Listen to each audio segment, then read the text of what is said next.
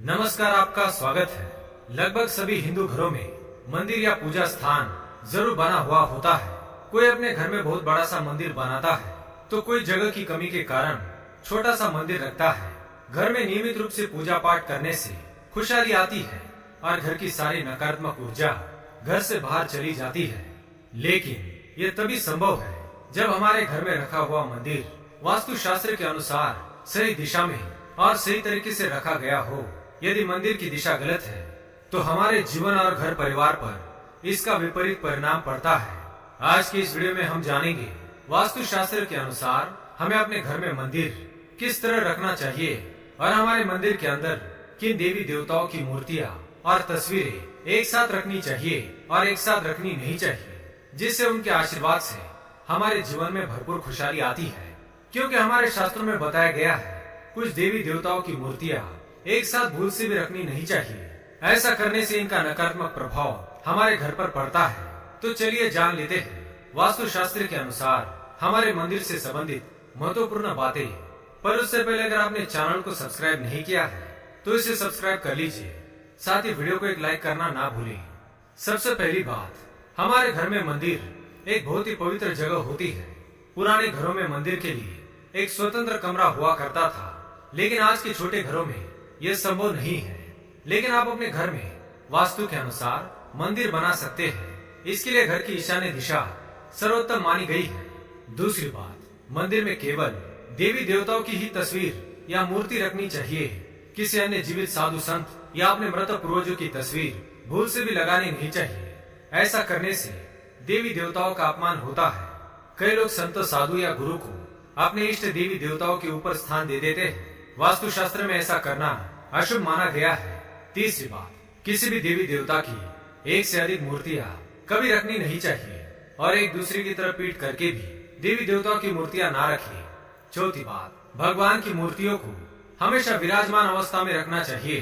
कभी भी खड़ी हुई स्थिति में मूर्तियों को ना रखें। ऐसा इसलिए कहा जाता है कि देवी देवता आपके घर में वास नहीं करते हैं, बल्कि वे खड़ी हुई अवस्था में है और वे आपके घर को छोड़कर जा रहे हैं, ऐसा प्रतीत होता है।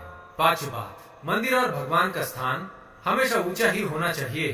पूजा स्थल पर या उसके आसपास अशुद्ध, अपवित्र और अशुद्ध समझी जाने वाली वस्तुएं भूलकर भी ना रखें, जैसे चमड़ी की वस्तुएं, मृत व्यक्ति के अस्थि कलश, हड्डियां, मांसाहार इत्यादि। मंदिर और उसके पास हमेशा शुद्धता और सात्विकता रहनी चाहिए। आइए अब हम जानते हैं मंदिर में कौन सी दो या अधिक मूर्तियां एक साथ रखनी चाहिए। पहली बात, आमतौर पर भगवान श्री गणेश सभी के अत्यंत प्रिय देवता होते हैं और घर में और घर के मुख्य द्वार पर उनकी मूर्ति रखना बहुत ही शुभ माना गया है। हम यदि अपने घर में गणेश जी की मूर्ति के साथ माँ लक्ष्मी जी की मूर्ति रखते हैं तो यह अत्यंत शुभ फलदायी होता है। इससे हमारे घर में माँ लक्ष्मी जी की कृपा से धन समृद्धि आती है और बुद्धि और ज्ञान के देवता भगवान श्री गणेश हमें उस धन संपत्ति को संभाल कर और सहज कर रखने की बुद्धि और विवेक प्रदान करते हैं। दूसरी बात, माँ लक्ष्मी जी की मूर्ति के साथ गणेश जी की मूर्ति के अलावा भगवान श्री विष्णु जी की मूर्ति अवश्य रखनी चाहिए और लक्ष्मी नारायण की पूजा हमेशा एक साथ करनी चाहिए। ऐसा करने से दाम्पत्य जीवन में सुख शांति बनी रहती है और वाद विवाद कम होते हैं। तीसरी बात, भगवान श्री कृष्ण अपनी राधा रानी के बिना अधूरे माने गए हैं, इसलिए हमें भगवान श्री कृष्ण की पूजा हमेशा राधा जी के साथ करनी चाहिए। भगवान श्री कृष्ण की मूर्ति कभी भी अकेले ना रखें। राधा रानी ना हो तो आप श्री कृष्ण के साथ गौ माता की मूर्ति अवश्य रख सकते हैं। श्री कृष्ण की पूजा करने से हमें विपत्ति के समय सही मार्गदर्शन मिलता है। चौथी बात, ऐसे ही यदि हम त्रिदेव कहे जाने वाले ब्रह्मा जी, विष्णु जी और महेश जी यानी कि शंकर जी के साथ में मूर्ति या तस्वीर की पूजा करते हैं तो हमें सृष्टि के निर्माता ब्रह्मा जी, सृष्टि के पालनकर्ता श्री विष्णु और सृष्टि के रक्षक श्री शंकर जी की एक साथ कृपा प्राप्त होती है। पांचवी बात, घर में हनुमान जी की मूर्ति या तस्वीर अवश्य लगानी चाहिए। संकट मोचन हनुमान जी हमारे संरक्षक होते हैं और हमारे सभी कष्टों को हरने वाले हैं।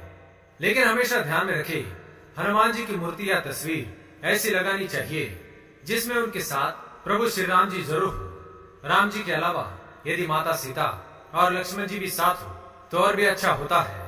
हनुमान जी श्री राम जी के परम भक्त है और यदि हमें हनुमान जी और श्री राम जी की कृपा हमें मिलती है तो हमारे सभी संकट दूर होते हैं। छठी बात, शिवजी और माता पार्वती की साथ में पूजा करना बहुत ही शुभ होता है और श्रावण मास में तो इनकी विशेष पूजा की जाती है। ऐसा करने से विवाहित लोगों का दाम्पत्य जीवन सुखमय बना रहता है और घर में सुख शांति रहती है। सातवीं बात, घर के मंदिर में भूल से भी शनिदेव, काल भैरव और माता काली की मूर्तियां भूल से भी ना रखें। इसके साथ ही यदि घर के मंदिर में शिवलिंग रखा हुआ है तो उसके पास रखी अन्य मूर्तियों पर भी तुलसी के पत्ते चढ़ाने नहीं चाहिए। ऐसा करना अशुभ माना गया है।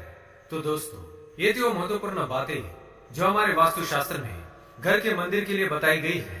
अगर ये जानकारी आपको पसंद आए तो वीडियो को लाइक करें, कमेंट में जय श्री कृष्ण अवश्य लिखें, साथ ही चैनल को सब्सक्राइब करें। धन्यवाद।